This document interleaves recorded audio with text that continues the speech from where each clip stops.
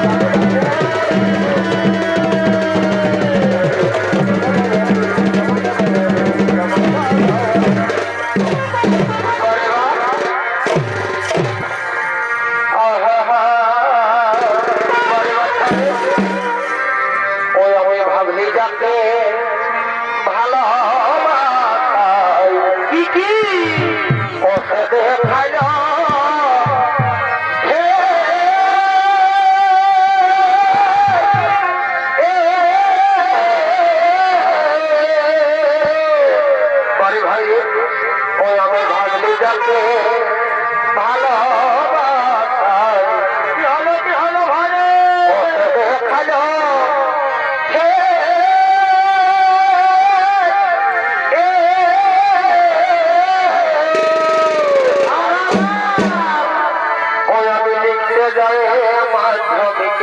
কি হলো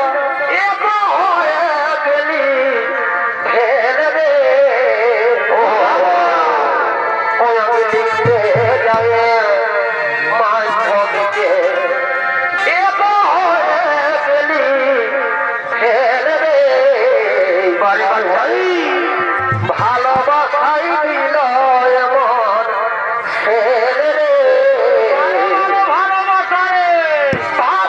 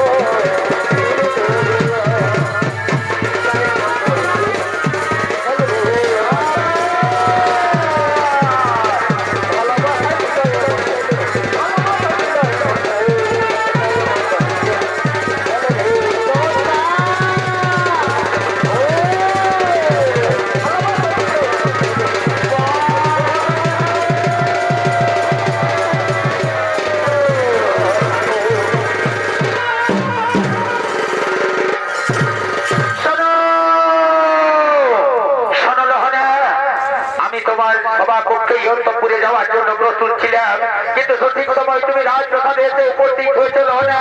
শোনো না, আমাদের পূর্বপুরুষ সকলেই বাণিজ্য করে তাদের জীবন জীবিকা নির্বাহ করেছে, তাই আমিও মনস্থির করেছি অতি শীঘ্রই আমিও সিংহল দ্বীপে বাণিজ্য যাত্রায় যাব। অবশ্যই দেবতা আমার, অবশ্যই দেবতা আমার, আমি চাই না তুমি মেয়ে মানুষের মতো অন্তঃপুরে গৃহবন্দী হয়ে থেকো। আমিও চাই তুমি বাণিজ্য যাত্রায় যাও, কিন্তু মা মঙ্গল চণ্ডীর দয়ায় খুলল না আমাদের আজ পঞ্চম মাসের গর্ভবতী, তার গর্ভের সন্তান প্রসব হোক, তারপর তার মুখ দেখে তুমি যাবে বাণিজ্য করার জন্য। কি আনন্দের কথা তুমি আমায় শোনালে লোহনা, যে আনন্দের কথা শোনার জন্য আমার কর্ণকুহর দীর্ঘদিন ধরে অপেক্ষা করেছিল, সেই আনন্দের সংবাদ তুমি এতদিন পরে আমায় শোনালে লোহনা, এতদিন পরে তুমি আমায় শোনালে। আজ পঞ্চম মাস যাবৎ তুমি কেন আমাকে এই আনন্দের সংবাদ শোনাওনি লোহনা?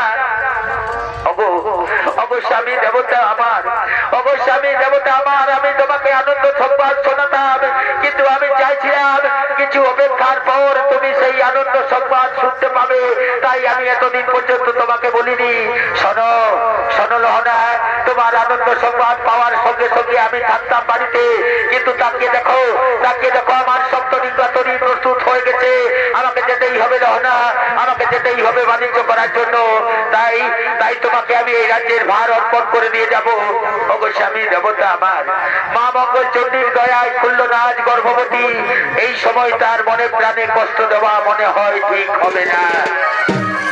শোনো লোহনা, আমি দেখছি তুমি বারবার মা মঙ্গল চণ্ডীর কথা বলছো আমার রাজ্যে, এমনকি আমার রাজপ্রাসাদে তোমরা গোপনে মনে হয় মা মঙ্গল চণ্ডীর পূজা শুরু করেছো। আমার রাজ্যে আমি কিছুতেই মা মঙ্গল চণ্ডীর পূজা হতে দেবো না। কোথায় কোথায় রয়েছে খুলল না? ওই তো অন্তঃপুরে মা মঙ্গল চণ্ডীর পূজায় ব্যস্ত রয়েছে।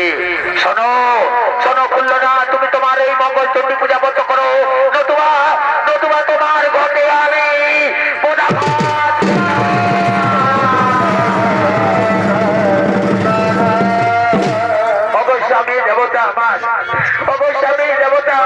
শুভ কাজে যাওয়ার মুহূর্তে তুমি কেন এই অশুভ কর্ম করলে স্বামী দেবতা আমার?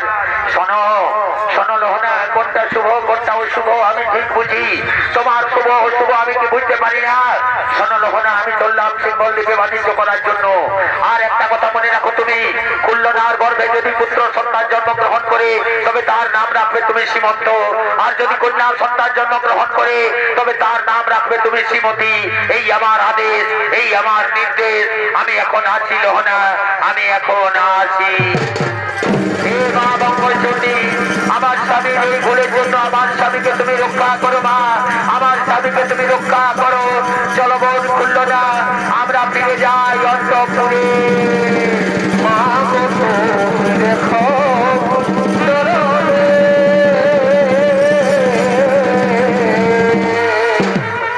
ওদিকে মা মঙ্গলচণ্ডীর ঘটে লাথি মারার জন্য ধনপতি সদাগরের সপ্ত দিগ্রাতরী সমুদ্রে ডুবে গেছে। ধনপতি সদাগরের সমস্ত ধন সম্পদ লুণ্ঠন করে সিঙ্গল দ্বীপের রাজা তাকে অন্ধকার কারাগারে বন্দী করে রেখেছে। আর এদিকে নিয়তির নিষ্ঠুর পরিহাস যথা সময়ে 10 মাস 10 দিন পর খুল্লনার গর্ভে এক ফুটফুটে সন্তানের জন্ম হয়েছে। নাম হয়েছে তার সীমন্ত। সীমন্ত আজকে 14 বছর পূর্ণ করে পাঠশালা থেকে সোজা রাজপ্রসাদের দিকে করছে আগমন।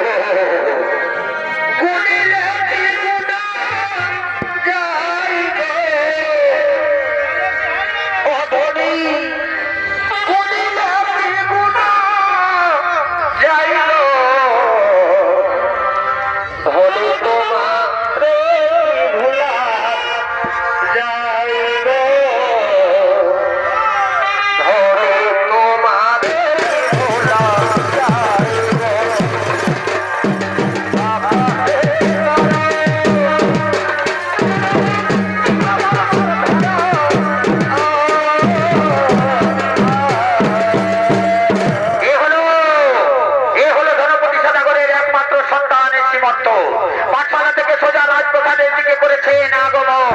আর এই সীমন্তের ভূমিকায় আপনাদের আলোক উদ্ভাসিত মহান মঞ্চে যিনি সৌন্দর্য পরিবেশন করে দেখাবেন সে হল স্বর্গীয় ওস্তাদ দুর্যোধন মাতুর ছৌ সম্প্রদায়ের পক্ষ থেকে জেলার স্বনামধন্য জনপ্রিয় ছৌ শিল্পী নৃত্যশিল্পী বিপ্লব সিং সর্দার।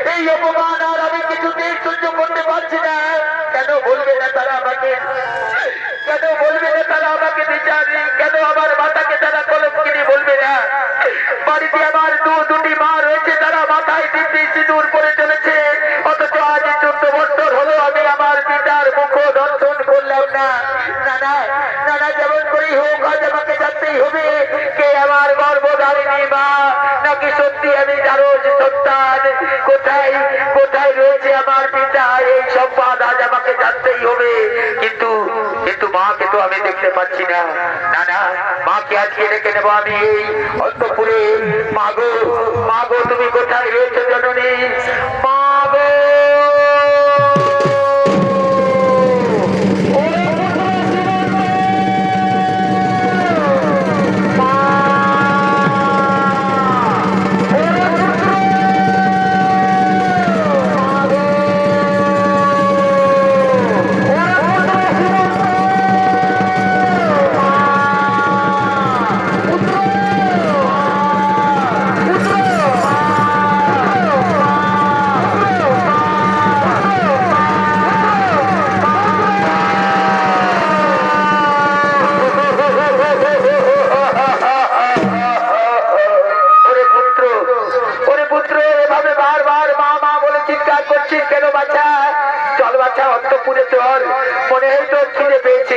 পাঠশালা থেকে সোজা রাজপ্রাসাদে এসেছিস বাচ্চা।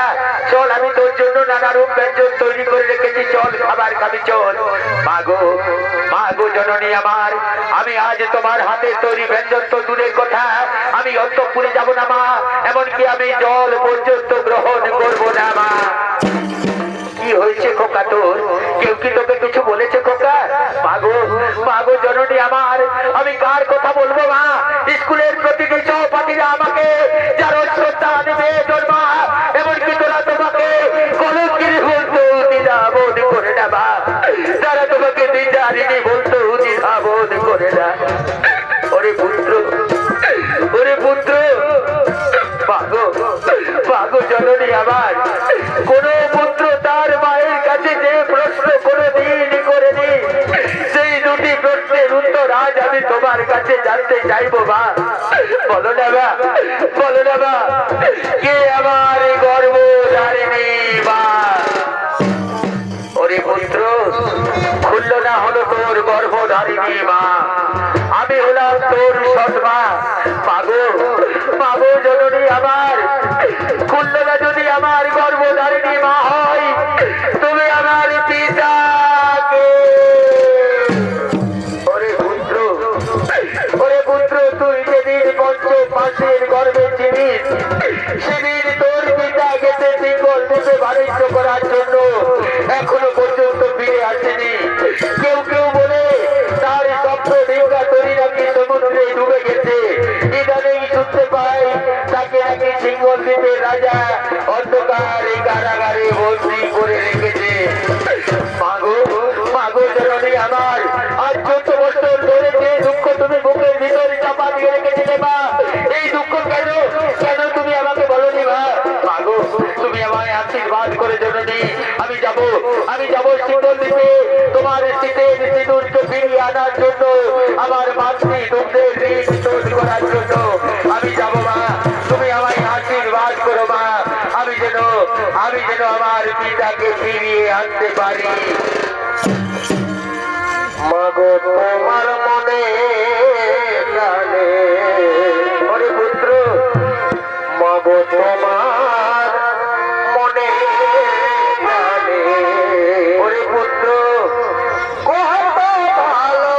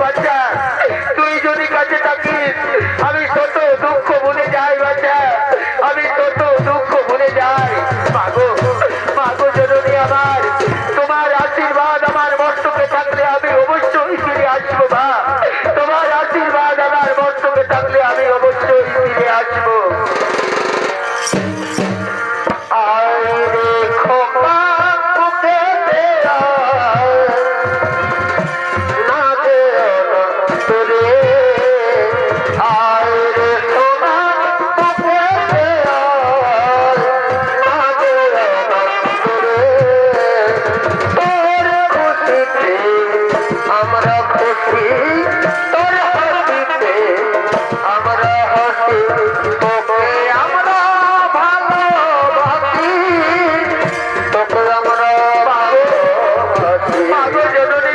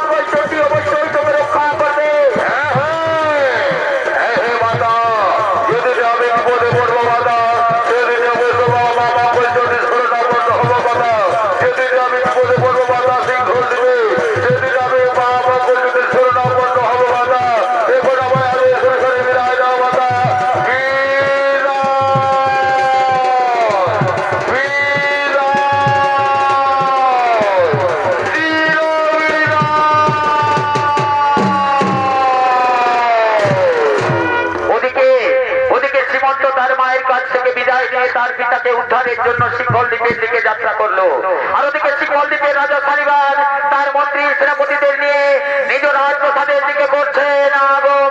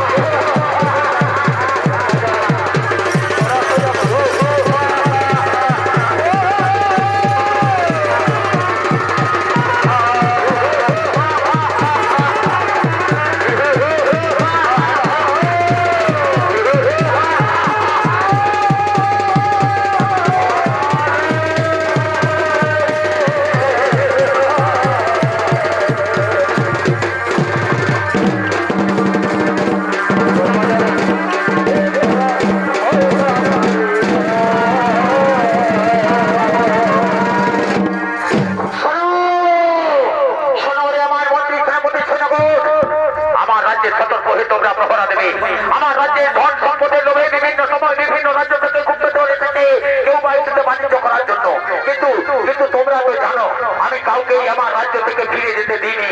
হয় কাউকে আমি অন্ধকার কারাগারে ভর্তি করে রেখেছি তার ধন সম্পদ সমস্ত কিছু লুণ্ঠন করে, নতুবা কাউকে আমি হত্যা করছি তার ধন সম্পদ লুণ্ঠন করে।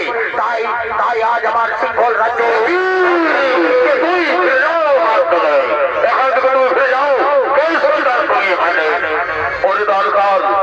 দরকার ভাই আমাদের ছেড়ে দাও না ভাই, আমি বহু আশা বহু আকাঙ্ক্ষা এসেছি মহারাজের কাছে, আমাকে যেতে দাও না ভাই, আমি মহারাজের কাছেই যাবো, আমাকে যেতে দাও, আমি মহারাজের কাছেই যাবো।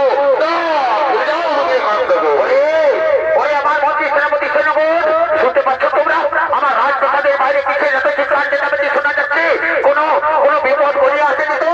যাও যাও তোমরা অতি শীঘ্রই দেখে নিয়েছো আমার রাজপ্রাসাদের বাইরে কিসের এত চিৎকার চেঁচামেচি শোনা যাচ্ছে।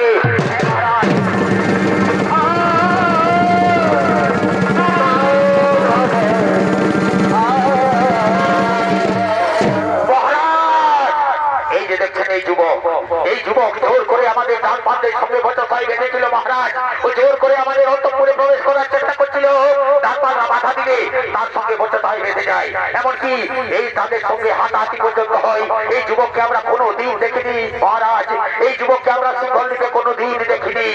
বলো বলো যুবক, কিবা তোমার নাম, কোথায় তোমার ধাম, কিবা হেতু এসেছ এই রাজ্যে? বললাম তো মহারাজ, নাম মোর সীমন্ত ধাম উজ্জয়িনী।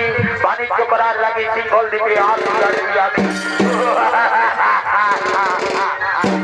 আসলে আসলে যুবক, তুমি এই বয়সে তুমি বাণিজ্য করতে এসেছো সিংহল দ্বীপে। আমার বলছো তুমি বাংলা থেকে এসেছো বাণিজ্য করার জন্য, কিন্তু বাণিজ্য করতে গেলে কর দিতে হয়। পারবে পারবে তুমি কর দিতে? নিশ্চয়ই দেবো মহারাজ। বাণিজ্য করতে হলে করের প্রয়োজন, আমি অবশ্যই দেবো মহারাজ, আমি অবশ্যই দেবো। শোনো শোনো যুবক, বাংলা থেকে যারা আসে সকলে কিছু না কিছু আশ্চর্যের ঘটনা আমায় শোনায়। তুমিও কিছু আশ্চর্যের ঘটনা কি বলবে? হ্যাঁ মহারাজ, হ্যাঁ মহারাজ, সেই কথাই তো আমি বলতে যাচ্ছিলাম মহারাজ। আসার পথে সমুদ্রে আমি কমলে কামিনী রূপ দর্শন আসলে যুবক, তুমি আমায় সমুদ্রে তুমি কমল দেখলে কোথায়? আমার তার উপরে তুমি কামিনী রূপ দর্শন করেছো। ভুরি ভুরি মিথ্যা কথা বলছো যুবক। পারবে পারবে তুমি আমাকে কমলে কামিনী রূপ দর্শন করাতে? যদি কমলে কামিনী রূপ দর্শন করাতে পারো, তাহলে আমি তোমাকে বিনা করে আমার রাজ্যে বাণিজ্য করার অনুমতি দেবো। আর যদি না পারো, তাহলে কিন্তু তার পরিণতি হবে ভয়ালো ভয়াবহ। প্রয়োজনে তোমার মৃত্যু দণ্ড পর্যন্ত হতে পারে। চলুন মহারাজ, আমি যখন দেখেছি নিশ্চয়ই আপনাকেও দেখাবো। চলুন আমার সঙ্গে সমুদ্রে, চলুন চলুন আমার সঙ্গে সমুদ্রে।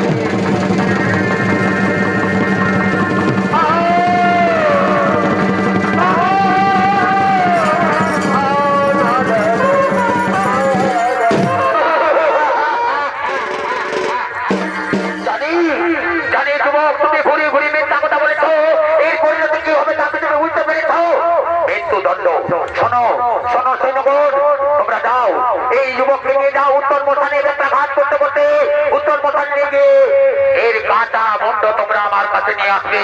এর কাঁটা বন্ধ তোমরা আমার কাছে নিয়ে আসবে।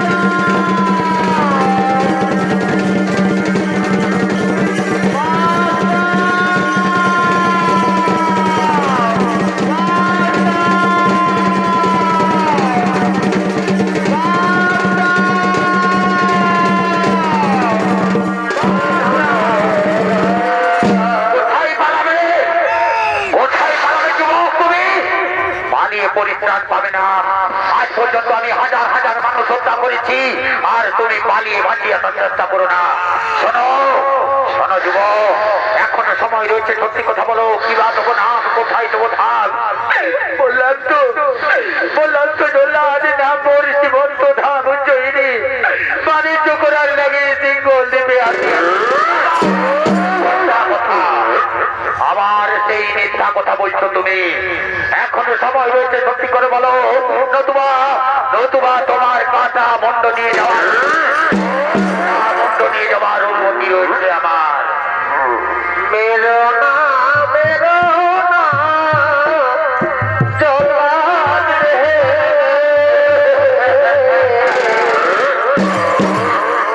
মেরো না জল্লাদ রে,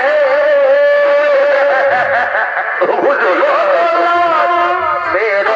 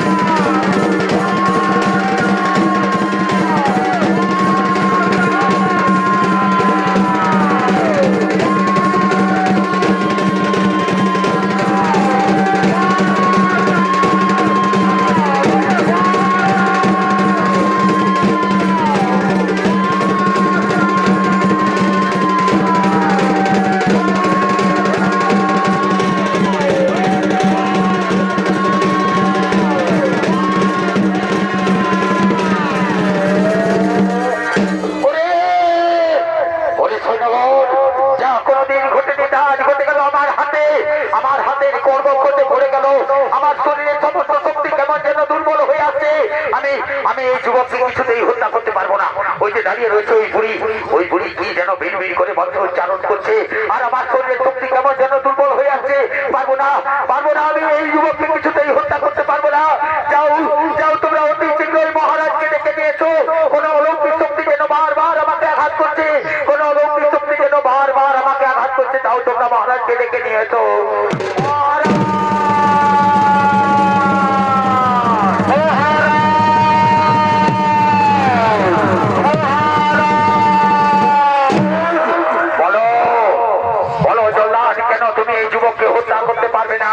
মহারাজ, আপনার নির্দেশে আমি হাজার হাজার মানুষ হত্যা করেছি মহারাজ, কিন্তু যা কোনোদিন ঘটেনি আজকে সেই অলৌকিক ঘটনা ঘটে গেল মহারাজ।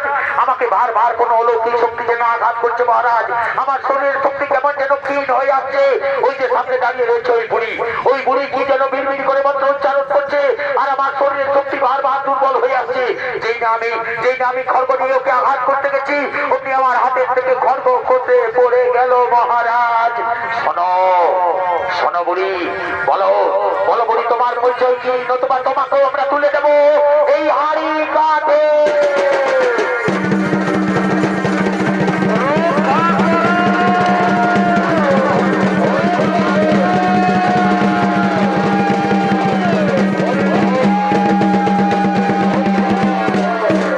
পারলাম না মহারাজ, আমরা এই বুড়িকে কিছুতেই পারলাম না হাড়ি কাঠে তুলে দিতে।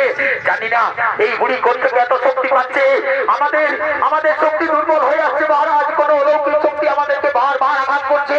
ঠিক বলেছ সৈন্যগণ, আমারও তো ঠিক তাই মনে হচ্ছে। কোন অলৌকিক শক্তি আমাকেও যেন বারবার আঘাত করছে, অথচ আমি কাউকে দেখতে পাচ্ছি না। আমি এই বুড়ির কাছ থেকে তার আসল পরিচয় জানার চেষ্টা করছি। সৈন্যগণ, বলো বুড়ি, তোমার পরিচয় কি? শোন রে রাজা শালিবান, এই যুবককে তুই ছেড়ে দে। না, এই যুবককে আমি কিছুতেই ছাড়বো না। এই যুবক আমাকে কমলে কামিনী রূপ দেখাতে পারেনি, মিথ্যা কথা বলেছে। শোনো রাজা শালিবান, পাপ চক্ষু দিয়ে তুই কমলে কামিনী রূপ কোনদিন দর্শন করতে পারবি না। যে পাপ তুই করেছিস, বহু নিরপরাধ মানুষকে হত্যা করেছিস, বহু নিরপরাধ মানুষকে অন্ধকার কারাগারে বন্দী করে রেখেছিস, তাদেরকে তুই মুক্ত করে দে। আর এই সীমন্তকে মুক্ত করে দে। এই সীমন্তের হাত ধরে তুই কমলে কামিনী রূপ দর্শন করবি। বাবু বুড়ি, আমি কমলে কামিনী রূপ দর্শন। যাও সৈন্যগণ, তোমরা অন্ধকার কারাগার মুক্ত করে দেবে। আর শোনো রাজা শালিবান, অন্ধকার কারাগারে রয়েছে এই যুবকের পিতা, তাকে তুমি নিয়ে আসবে। আজ উত্তর মশানে পিতা পুত্রের মিলন করিয়ে দিয়ে তাদের হাত ধরে তুই দেখতে পাবি কমলে কামিনী রূপ। যাও সৈন্যগণ, এই বুড়ির কথা মতো তোমরা এই সীমন্তের পিতাকে নিয়ে আসবে উত্তর মশানে। অন্ধকার কারাগারের দ্বার উন্মুক্ত করে দাও, সমস্ত বন্দীদের তোমরা মুক্ত করে দাও।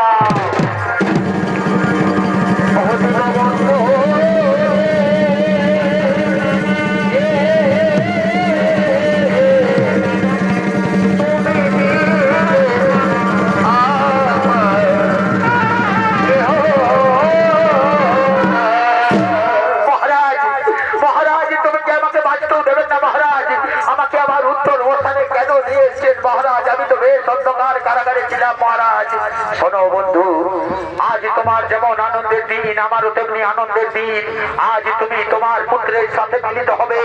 আমি কমলে কামিনী রূপ দর্শন করব। কি বললে কমলে কামিনী রূপ দর্শন করবে? খুলে দাও আমার বন্ধুর শৃঙ্খল, খুলে দাও তোমরা। আমার বন্ধু তার পিতার সঙ্গে মিলিত হোক, পিতা পুত্রের মিলন হোক। কি বললে? কমলে কামিনী রূপ। আসার সময় আমিও তো কমলে কামিনী রূপ দর্শন করেছিলাম, কিন্তু আমি মা মঙ্গল চণ্ডীর ঘটে গদাঘাত করার জন্যই আমার এই পরিণতি। তাই তো আজ আমরা পিতা পুত্রে প্রাণ ভরে মা মঙ্গল চণ্ডীর পূজা করব। এসো পুত্র সীমন্ত, আমার হৃদয় বক্ষে ধরা দাও বাছা, আমার হৃদয় বক্ষে ধরা দাও।